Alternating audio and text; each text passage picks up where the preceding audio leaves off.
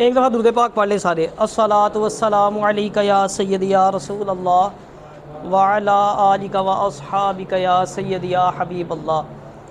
آج کا جو ہمارا ٹاپک ہے نا وہ ہے غیبت کی تباہ کاریاں، اور غیبت کے حوالے سے ہمارا آج 5واں لیکچر ہے۔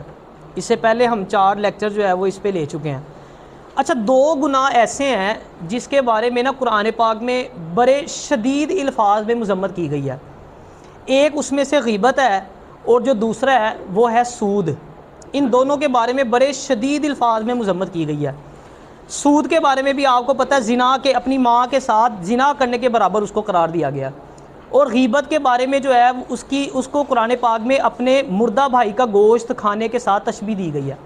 یعنی بہت ہی شدید الفاظ میں جو ہے نا وہ اس کی مذمت کی گئی ہے۔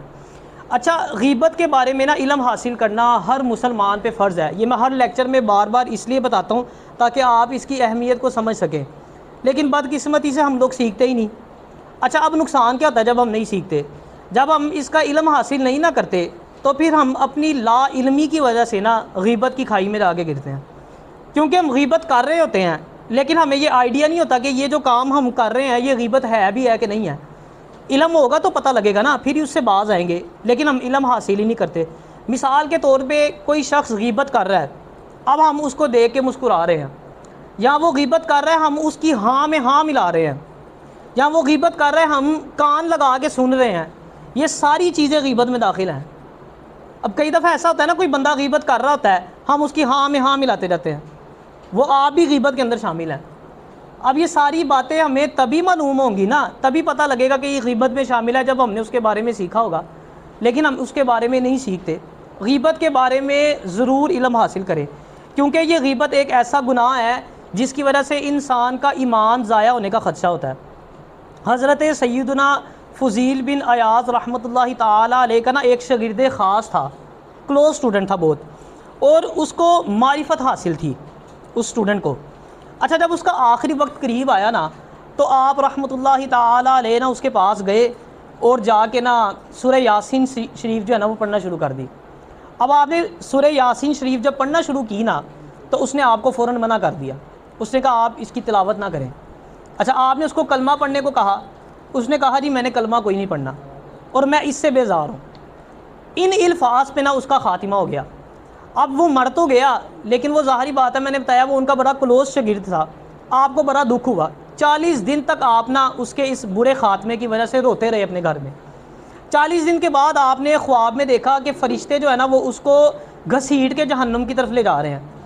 آپ نے اس سے نا وجہ پوچھی کہ کیا وجہ بنی، تو میرا بڑا جو ہے نا وہ کلوز شاگرد تھا اور تجھے معرفت حاصل تھی، لیکن کیا وجہ تھی کہ جو تیرا اتنا برا خاتمہ ہوا؟ ایمان سے بھی ہاتھ دھو بیٹھا۔ اس نے کہا کہ 3 جو گناہ ہیں نا وہ اس کی وجہ بنے ہیں۔ ایک جو ہے وہ شراب نوشی، اور ایک جو ہے وہ حسد، اور تھرڈ پہ جو ہے نا وہ غیبت۔ یعنی یہ ایسے گناہ ہیں جس کی وجہ سے انسان کا ایمان ضائع ہونے کا خدشہ ہوتا ہے۔ حسد بھی دیکھ لیں ہمارے معاشرے میں کتنا عام ہے، ہر دوسرا بندہ جو ہے نا وہ حسد کا شکار ہے۔ کہتے ہیں حسد انسان کی نیکیوں کو ایسے کھاتا ہے جیسے آگ لکڑی کو کھا جاتی ہے، اور غیبت بھی ایسی ہی ہے۔ غیبت جو ہے وہ انسان کی نیکیوں کو ضائع کر دیتی ہے۔ جب آپ کسی کی غیبت کرتے ہیں نا تو آپ کی جو نیکیاں ہیں وہ دوسرے بندے کی طرف ٹرانسفر ہو رہی ہوتی ہیں۔ اچھا، اگر آپ کو پتہ لگے کہ کسی شخص نے آپ کی غیبت کی ہے، ہمیں پتہ لگے نا فلاں شخص نے ایسی بات کی ہے، ہم فوراً جو ہے آگ میں گولا جاتے ہیں، ہمیں خوب غصہ آتا ہے۔ غصہ نہ کیا کریں، بلکہ آپ کو تو اس کے اوپر ترس آنا چاہیے، کیونکہ آپ تو ہمیشہ فائدے میں رہتے ہیں، وہی نقصان اٹھاتا ہے، کیونکہ جب وہ غیبت کرتا ہے تو اس کی نیکیاں کہاں آ جاتی ہیں؟ آپ کے کھاتے میں آ جاتی ہیں۔ حضرت امامہ رضی اللہ تعالی عنہ سے روایت ہے کہ جب قیامت کے دن نا لوگوں کے ہاتھ میں ان کے اعمال دیے جائیں گے نا، جب بندے کے ہاتھ میں اعمال اس کا پکڑایا جائے گا، نامہ اعمال پکڑایا جائے گا، تو وہ اس میں کچھ ایسی نیکیاں دیکھے گا جو اس نے کی نہیں ہوں گی۔ وہ بڑا حیران ہوگا، وہ سوال کرے گا کہ یہ نیکیاں میرے نامہ اعمال میں کیسے آئیں؟ میں نے تو یہ نیک کام نہیں کیے تھے۔ تو اسے بتایا جائے گا کہ یہ وہ نیکیاں ہیں جو لوگوں نے تیری غیبت کی تھی۔ یعنی غیبت جس کی جا رہی ہے وہ تو فائدے میں ہے، اس کو تو نیکیاں ملنے لگی ہوئی ہیں۔ تو اس لیے اگر کسی کے بارے میں پتہ لگے تو اس کو سمجھائیں پیار سے، نہ کہ آپ اس پہ غصہ نکالیں۔ وہ تو پہلے ہی جو ہے وہ رحم کا مستحق ہے، وہ تو اپنا نقصان کر رہا ہے، اپنی نیکیاں آپ کی طرف ٹرانسفر کرتا جا رہا ہے۔ اسی طرح حضرت سیدنا حاتم رحمۃ اللہ تعالی علیہ، ان کی نا تہجد کی نماز جو تھی نا وہ فوت ہو گئی، تو آپ کی جو زوجہ تھی نا انہوں نے آپ کو نا افسوس دلوایا کہ آپ نے جو ہے وہ نماز جو ہے وہ چھوڑ دی تہجد کی، کیونکہ باقاعدگی سے پڑھتے تھے۔ تو آپ رحمۃ اللہ تعالی علیہ نے فرمایا کہ گزشتہ شب نہ کچھ لوگوں نے ساری رات نوافل میں گزاری، ساری رات نفل پڑھتے رہے، صبح اٹھ کے نا انہوں نے میری غیبت کرنا شروع کر دی۔ آپ نے فرمایا کہ بروز قیامت جو انہوں نے ساری رات عبادت کی تھی نا وہ ساری نیکیاں میرے نام اعمال میں لکھی جائیں گی۔ اب پہلی بات ہے ہمارے پاس نیکیاں ہوتی کوئی نہیں، نیک اعمال تو کرتے نہیں، ہم کون سے حاجی نمازی ہیں، پھر جو 4 نیکیاں کر لیں گے وہ بھی ٹرانسفر کر دیتے ہیں۔ بینک سے پیسے جائیں، ہاں تکلیف ہوتی ہے کہ نہیں ہوتی، میسیج آئے آپ کے 10,000 روپیہ لڑک گیا، فوت ہو جائیں گے، نوالا نہیں نیچے اترے گا، لیکن نیکیاں جا رہی ہیں تو ہمیں کوئی تکلیف نہیں ہو رہی اس کے اوپر۔ اب آپ نے غیبت سے بچنا ہے تو کرنا کیا؟ 4 کام آپ نے کرنے ہیں۔ سب سے پہلا کام تو یہ کرنا ہے، توبہ کرنی ہے سچے دل سے۔ اگر ہو گئی ہے غلطی اللہ پاک معاف فرمانے والا ہے، سچے دل سے توبہ کریں کہ آج کے بعد جو ہے نا میں کسی کی غیبت نہیں کروں گا۔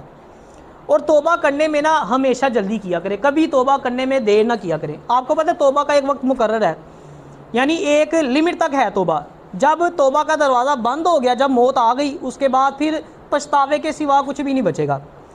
ہارون الرشید نے نا ایک مرتبہ حضرت بہلول رحمۃ اللہ تعالی علیہ کو نا بازار میں دیکھا، سیر کرنے کے لیے وہ نکلا ہوا تھا، اس نے اس حال میں آپ کو دیکھا کہ آپ نا روڈ کے بالکل سینٹر میں بیٹھے ہوئے ہیں اور زمین پہ نا لکیریں مار رہے ہیں، اور نہ کہتے ہوئے نا لکیروں کو مٹاتے جا رہے ہیں، خود ہی لکیریں لگا رہے ہیں اور خود ہی لکیریں مٹا رہے ہیں۔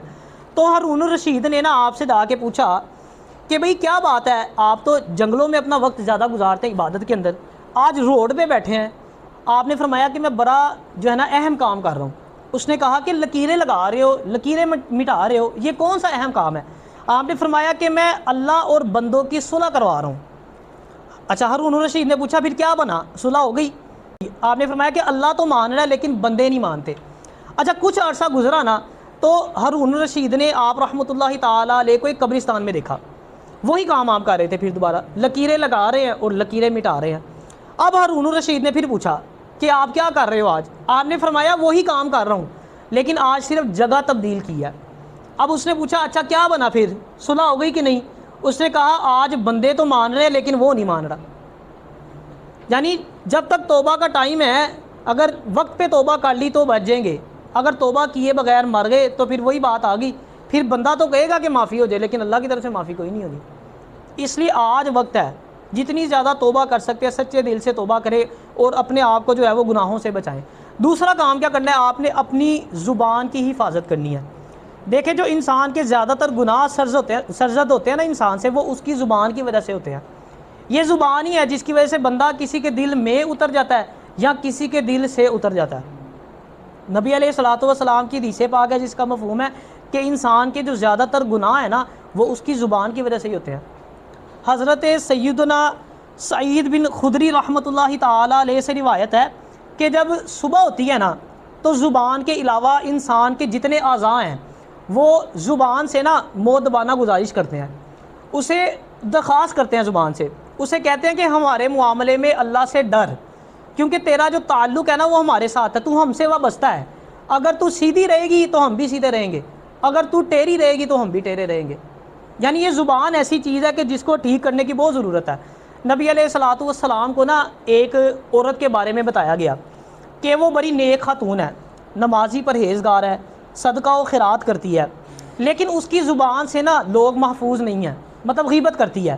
تو نبی علیہ الصلوۃ والسلام نے صحابہ سے فرمایا کہ اس کی کوئی نیکی نہیں، یعنی اس کے سارے اعمال برباد ہیں اور وہ جہنم کے راستے پہ ہے۔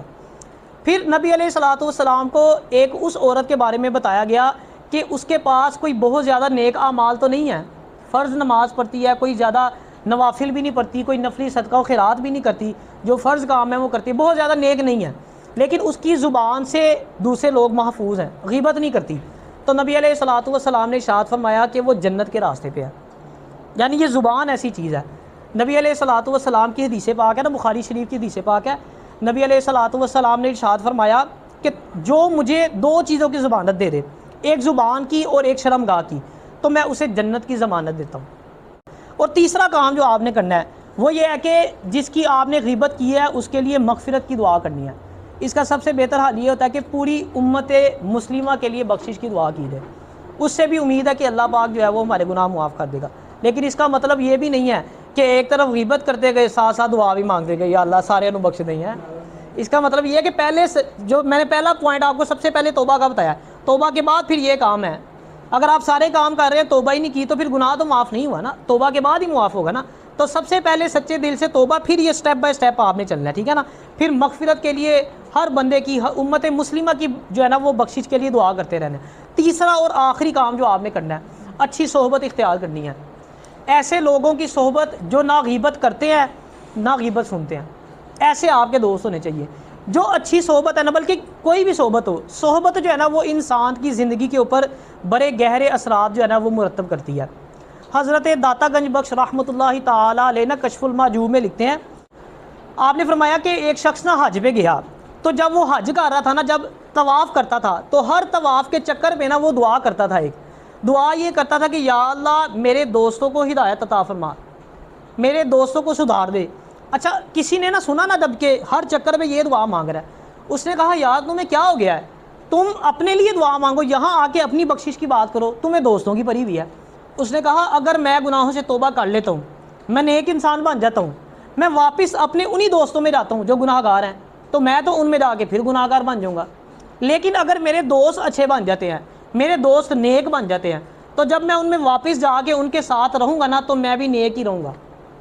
یعنی اتنا صحبت کا اثر ہے۔ حضرت علی رضی اللہ تعالیٰ عنہ سے کسی نے کہا کہ آپ کے دور میں نا اتنا امن نہیں ہے جتنا امن حضرت ابو بکر صدیق رضی اللہ تعالیٰ عنہ، حضرت عمر فاروق رضی اللہ تعالیٰ عنہ اور حضرت عثمان غنی رضی اللہ تعالیٰ عنہ کے دور میں تھا۔ تو آپ رحمۃ اللہ تعالیٰ علیہ نے ارشاد فرمایا کہ جب وہ لوگ خلیفہ تھے نا تو ان کے ساتھ ہمارے جیسے جو ہے نا مشیر تھے، جب آج میں خلیفہ ہوں نا تو میرے ساتھ تم جیسے مشیر ہیں، تو فرق تو پڑے گا نا۔ یعنی صحبت کا اتنا زیادہ اثر ہوتا ہے۔ تو یہ چار کام آپ نے کرنے ہیں، غیبت سے بچنا ہے۔ پہلا کیا کرنا ہے آپ نے؟ توبہ کرنی ہے سچے دل سے۔ دوسرے نمبر پہ کیا کرنا ہے؟ اپنی زبان کی حفاظت کرنی ہے۔ تیسرا کیا کرنا ہے؟ امت مسلمہ کی بخشش کی دعا کرنی ہے۔ اور چوتھا کام کیا کرنا ہے؟ اچھی صحبت اختیار کرنی ہے۔ کوشش کیا کرے اگر کوئی دوست ایسا ہے بھی ہے تو اس کو منع کرے، اگر وہ غیبت کرتا ہے اس کو فوراً منع کرے کہ بھائی نہیں۔ آفس میں ہوں آپ، اپنی اکیڈمی میں ہوں، کالج میں ہوں، کہیں پہ بھی ہو، جہاں کوئی دو چار دفعہ کسی کو منع کریں گے نا وہ خود ہی انڈرسٹینڈ کر دے گا کہ یار یہ تو بندہ سنتا ہی نہیں ہے۔ جب ہم منہ چسکے لے لے کے سنتے ہیں نا، وہ بھی پھر دو لگا لگا کے ہمیں بتاتا ہے۔ وہ کہتے ہیں نا محبتوں کے چور چغل خور، یہ نفرتیں پھیلاتے ہیں ہر جگہ پہ۔ نفرت نہ پھیلائیں نہ کسی کو پھیلانے دیں۔ اللہ تعالیٰ ہمیں عمل کی توفیق عطا فرمائے۔